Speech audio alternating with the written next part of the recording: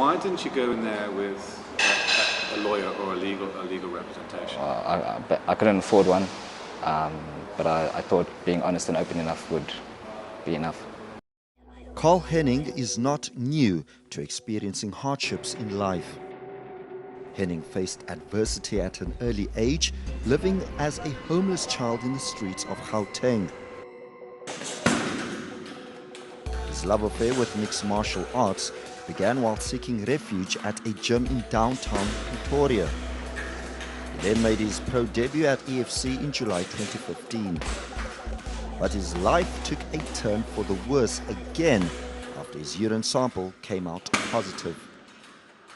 I went to the hearing with my manager and myself, and we went there without a lawyer and basically explained to them that I was on multiple pre-workouts and that I declared the pre-workouts during the testing, and that I was unaware, that there was an illegal substance in the pre-workout.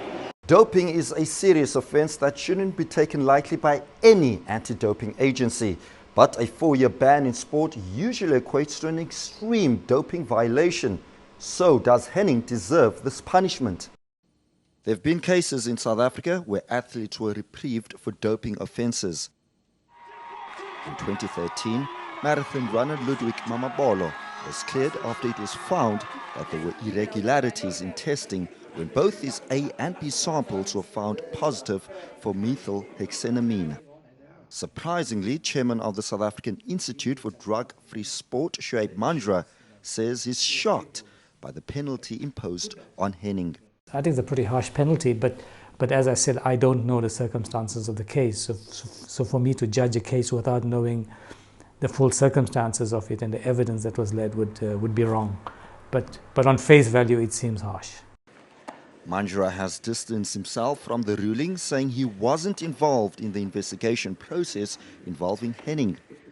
He agrees, however, that more needs to be done to educate local athletes around issues of doping. I think athletes are being failed in the sense that I don't think there's sufficient information being provided. I think the educational program is not up to scratch.